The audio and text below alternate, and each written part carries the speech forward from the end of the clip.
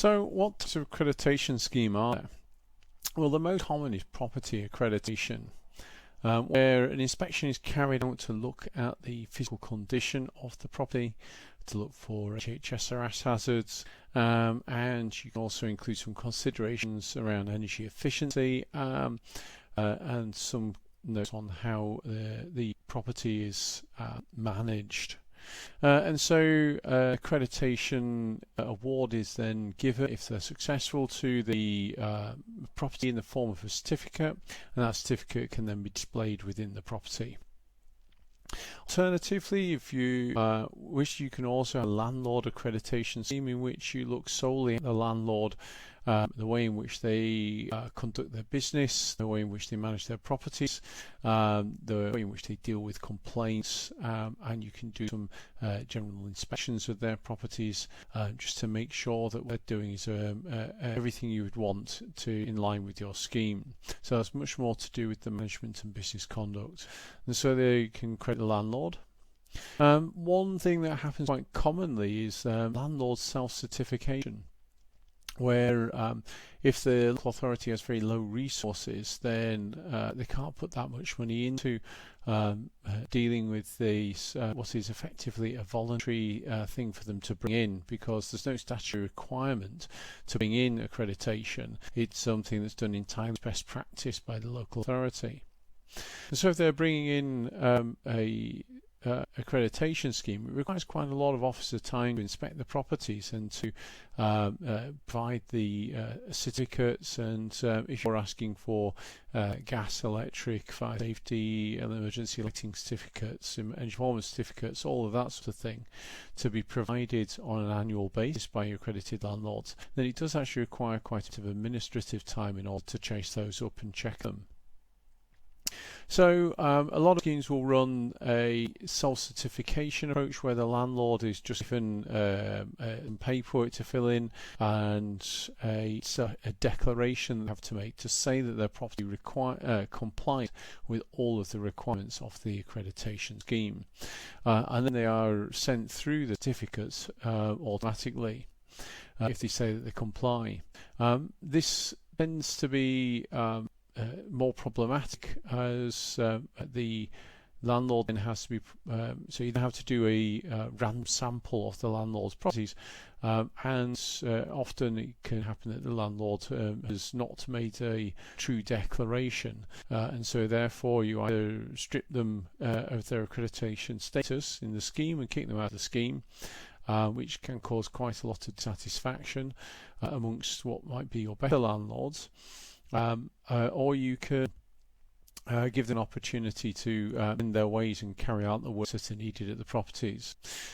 If you chose to go for the latter, then it does allow a method for informally resolving the problem, but it doesn't really get around the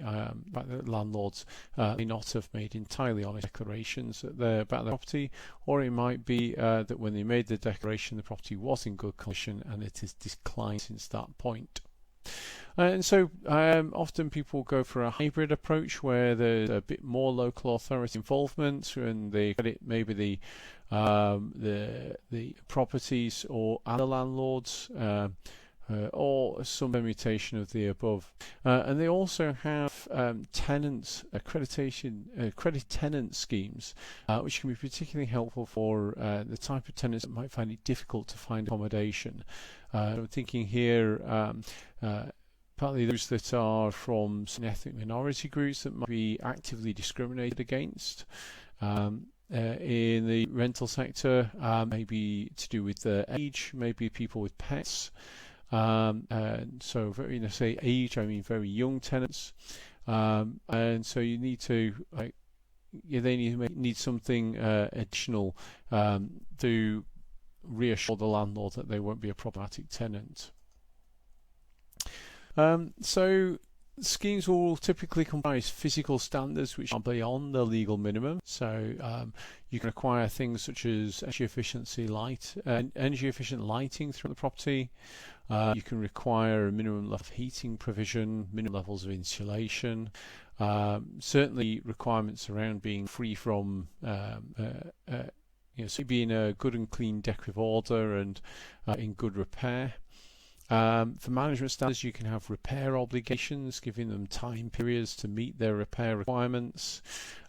consultation with the tenants around repairs, requiring them always to do what they're supposed to anyway, which is to get permission, 24 hours warning and permission from the tenants to access the properties. And there's basically anything you choose to add, but the key is to get something that's a little bit testy. You need to take you beyond that legal minimum to really separate the good properties from those that are satisfying that legal minimum. And this has become much more difficult with accreditation schemes since the introduction, particularly of licensing for properties. A lot of the requirements of accreditation schemes, what were the examples of best practice, are now requirements as a basic minimum through things like licensing schemes. But the schemes are very good for landlord and tenant relations. They can set out a clear agreement with how they go about business, time to respond to inquiries, hours of that they can be accessed, and the same goes for the tenants. And so you see that these schemes actually have quite a lot to offer in trying to promote a good quality private rental sector.